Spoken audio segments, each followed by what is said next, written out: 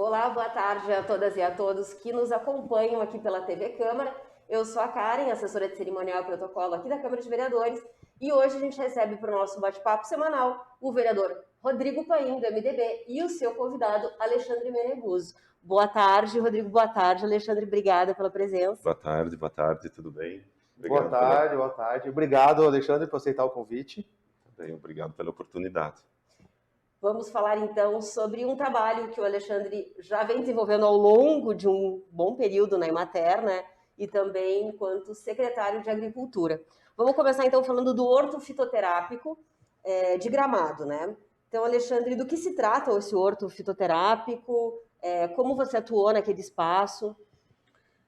Então, né, o horto fitoterápico da linha Tapera, ele partiu de uma ideia que já surgiu lá nos anos 90, junto com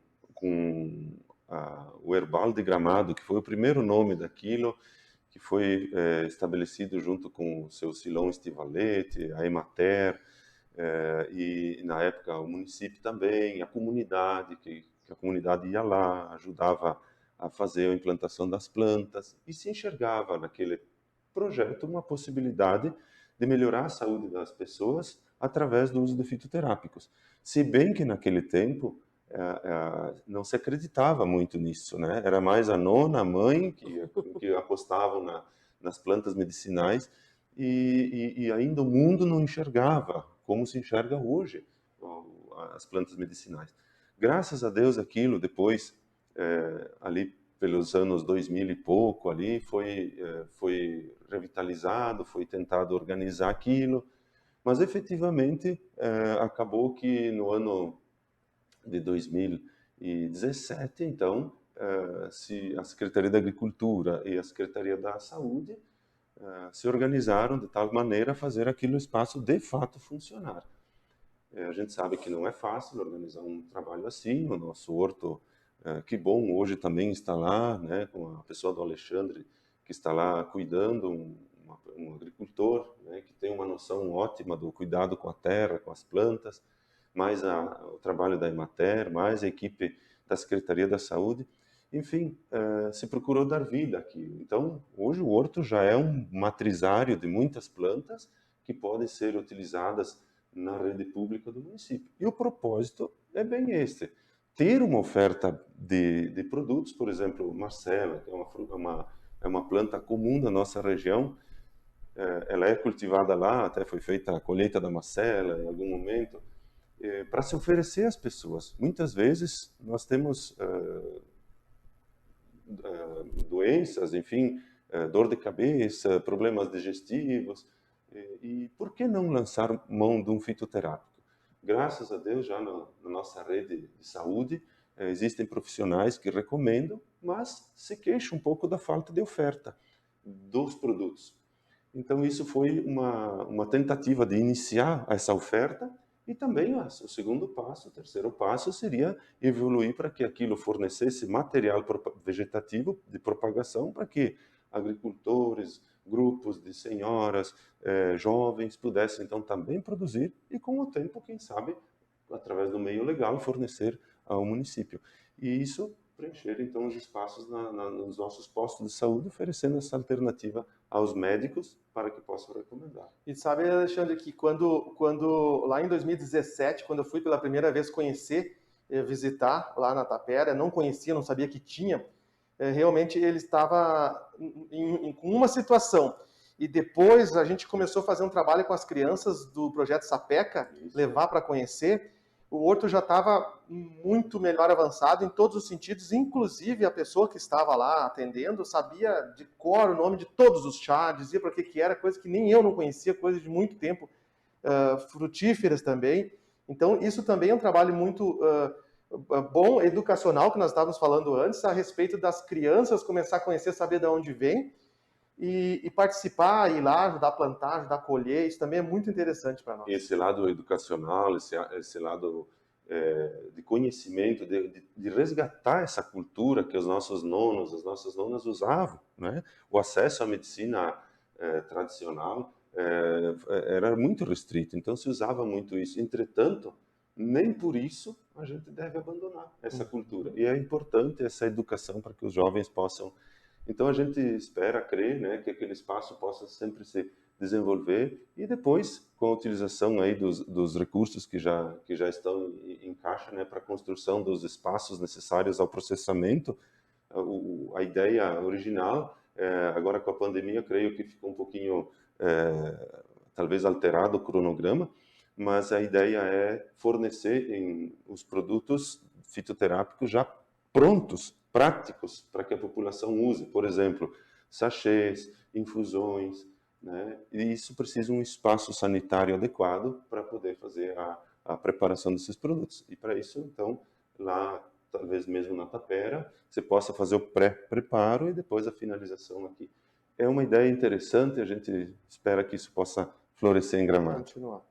Não, e muito legal, porque na verdade essas ideias de a medicina mais natural, né, que é até uma medicina preventiva também, né, o uso constante de chás, enfim, alimentos orgânicos e tudo mais, isso previne que lá na frente a gente não tenha problemas.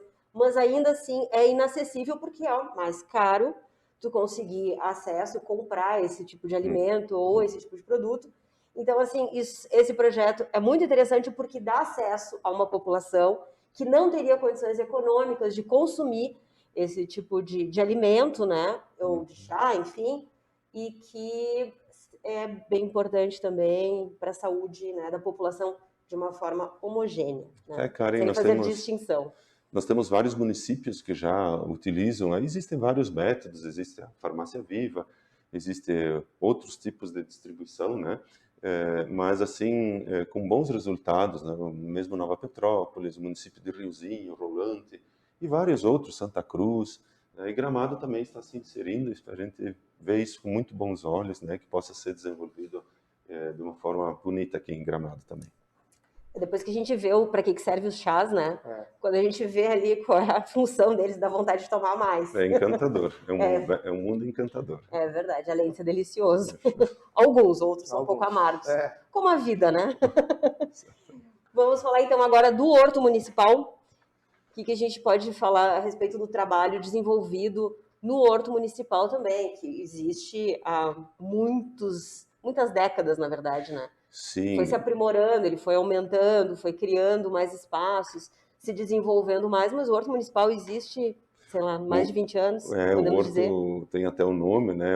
Poderia ser Horto Florístico Oscar Knorr, né? Tem esse nome do nosso precursor aqui. Exato. E lá no espaço da Secretaria da Agricultura, sem dúvida, ele é um dos pilares, né?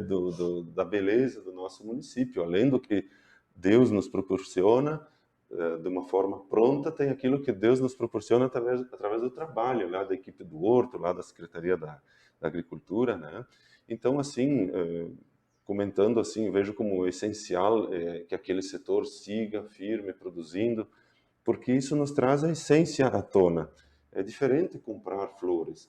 Agora, produzir as flores na nossa própria terra é muito bonito. Então, nós temos lá profissionais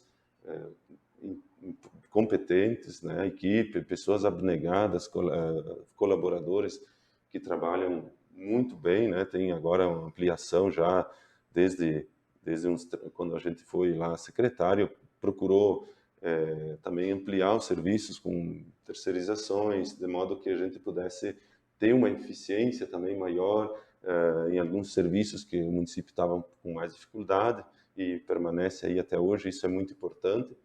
Mas, assim, eu acho que o grande ponto, que talvez seja até difícil, às vezes, da comunidade entender, num primeiro momento, é a necessidade de se ter um ambiente bom de produção, a dignidade no ambiente de produção. Então, desde os anos, acho que, se eu não me falha a memória, isso existia lá desde dos tempos lá que era prefeito o Pedro Bertolucci, depois o seu Nelson de Nibier. Então, ali houve a ocupação daquele espaço ali no bairro Moura, e havia um galpão lá dos anos 90, né? Então, ele cedeu a estrutura, ele caiu lembro quando a gente assumiu lá a secretaria, ele estava assim, escorado nas árvores, então conversando lá com os servidores e não precisava nem conversar muito. Era só ver, né? Era só precisava se fazer a transformação daquele espaço. Então, discutindo com os técnicos lá do setor, também a experiência dos servidores, se chegou à conclusão que precisávamos fazer um espaço novo. Então, esse foi um empreendimento forte, duro, nos custou, né? Mas hoje, Gramado, com aquela estrutura de produção, consegue trazer esses jardins bonitos que nós temos a partir daquela estrutura. Porque também não dá para, muitas vezes, como é que se diz na gíria, né? Tirar leite de pedra. A gente precisa ter uma condição mínima de produção. Então, aquilo gera, né, abrigo aos servidores, mais dignidade no trabalho. Se estava na chuva, no vento, agora tem uma estrutura boa de produção. Então, essa obra ficou concluída ali em 2020, né, 19 final, e isso fez com que aquela estrutura hoje pudesse ser usada pelo município para essa produção. Eu lembro, secretário, que teve uma época, lá em 2017, inclusive 18 ali, deu muitas chuvas. Eu me lembro que alagou uma vez, foi perdido não sei quantas mil mudas. A água ali alagou atrás do horto, tinha antes de construir isso aí. Isso. E a pergunta que eu faço hoje, essa obra, dos motivos foi esse também, e também pergunta assim, hoje todas as flores de Gramado que a gente usa na cidade vêm dali, né? Sabe me dizer para nós quanto mais ou menos de muda é produzida ali hoje? Bom, o dado atualizado naturalmente eu não tenho agora, mas pelo que se conhece, por exemplo, até no tempo que eu estava na secretaria, ali a equipe, né, produzia entre 700 e 800 mil mudas, né, por ano, né? Então isso é um volume expressivo, significativo, e se tinha autonomia, né, não se comprava nada, né? Eu creio que hoje deve seguir também assim, nessa mesma filosofia, né, porque não teria sentido daí se fazer diferente. Aquela estrutura foi planejada para isto. A gente sabe que a flor, ela tem um valor agregado muito grande quando entra em comercialização. Então, a flor produzida lá, ela tem um custo bem menor do que a flor se nós tivéssemos que comprar essas florações, né? Mesmo com licitação, com os meios normais. Por isso que o município, né, otimamente optou por essa já há muitos anos. Então, o que temos aí, creio que ainda, claro, talvez alguma coisa, algumas plantas maiores que eventualmente se coloquem numa praça, coisas permanentes que ficam, mas aquelas flores de substituição ditas anuais e até alguma coisa semi-perene ainda continua. Sabe o que eu acho interessante, Karen e secretário?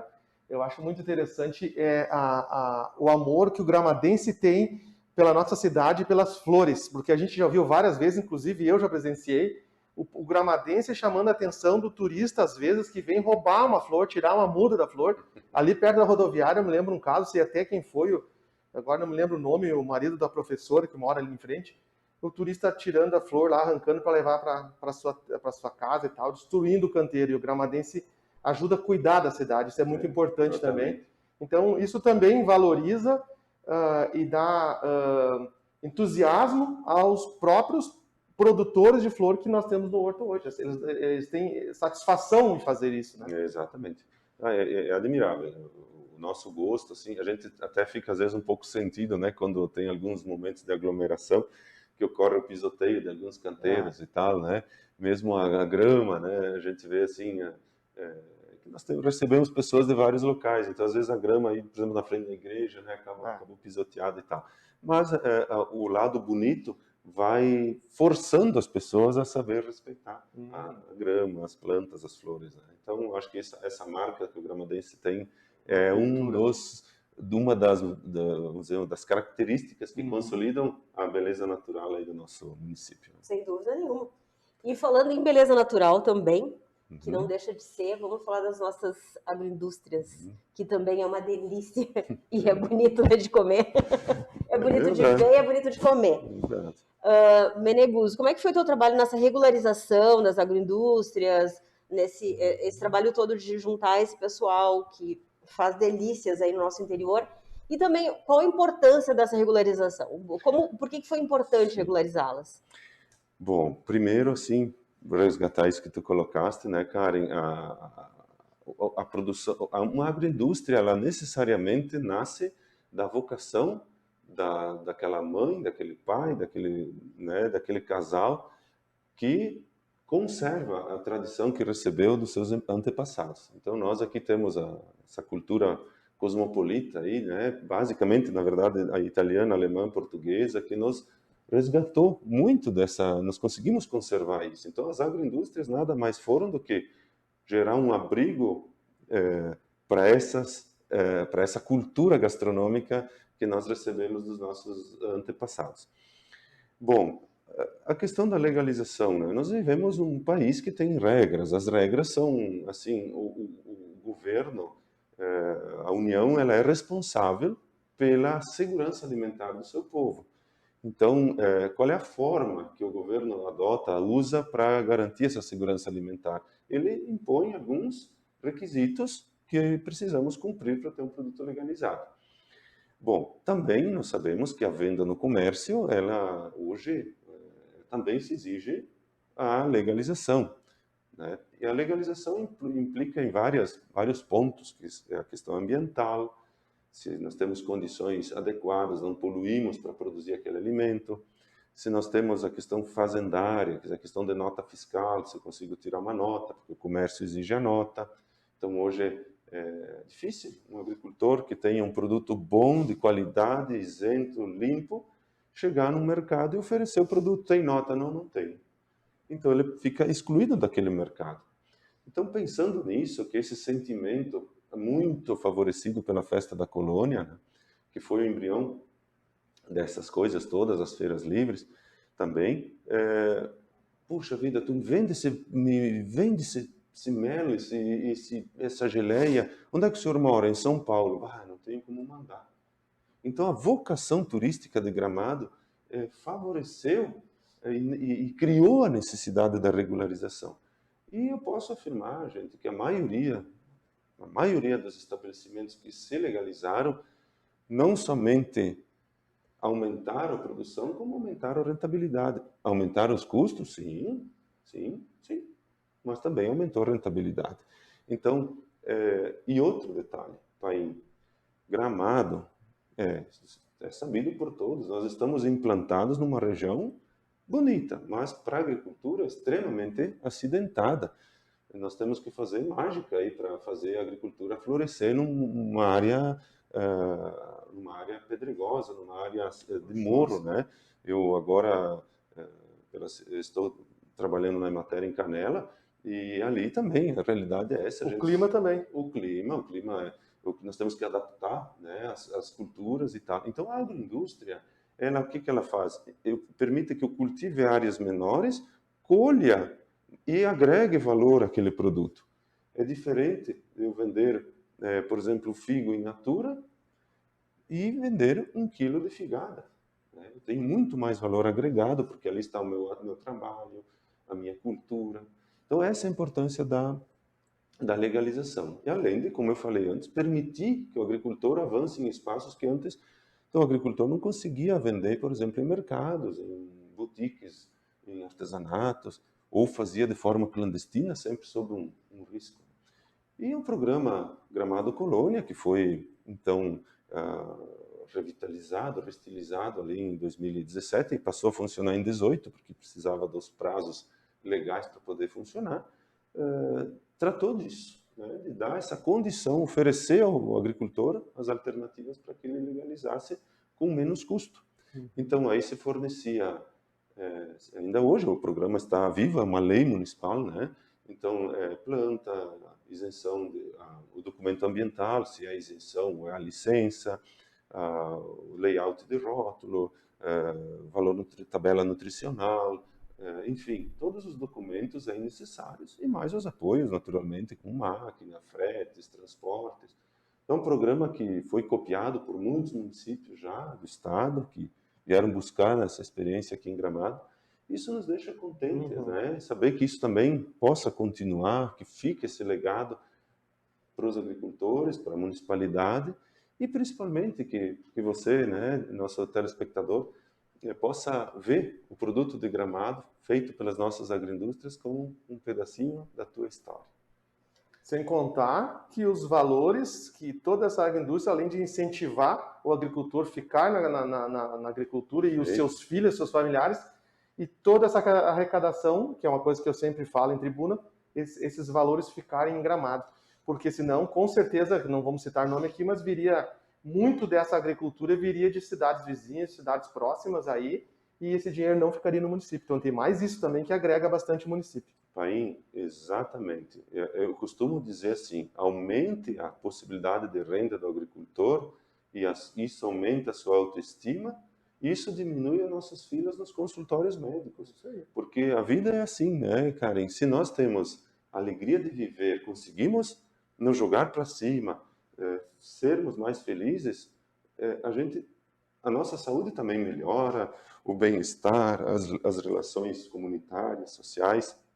Então, a gente percebe isso em muitas famílias que às vezes não tinham mais uma opção e viram nessa agroindústria. Lá uma terra toda difícil, acidentada, escolheu a melhor área lá para cultivar alguma coisa e aí fazer o processamento. Isso faz com que Gramado hoje tenha, na sua festa da colônia, uma oferta de produtos de primeira, reconhecidos, né, de Gramado. Tem os espaços de comercialização. Hoje, graças a Deus, de vários locais, nós sabemos de agricultores que despacham suas mercadorias já diretamente, né, para outros locais. Então, isso, eu acho que o município está de parabéns nessa iniciativa. Espero que continue sempre, né, esse processo. Sem dúvida nenhuma. E quando a gente fala também de sustentabilidade, né, o fato da gente consumir localmente faz com que se gaste menos combustível, exatamente, né? Cadeias curtas, né? Exatamente. O dinheiro, quando a gente fala também em dinheiro ficar no município, significa que o agricultor vai comprar no mercado, vai comprar na loja, vai frequentar o restaurante e, consequentemente, né, a economia do município começa exatamente, a girar mesmo dentro disso. Exato. A gente vai ter que ficar por aqui, infelizmente, né? A gente podia ficar aqui por horas mesmo. É uma delícia conversar contigo, Meneguso. Imagina, obrigado. Muito obrigada. Muito obrigada, Paim. Muito obrigada, Meneguso. Agradeço a oportunidade, Karen, vereador, pelo convite. Até sinto lisonjeado, né, pelo convite.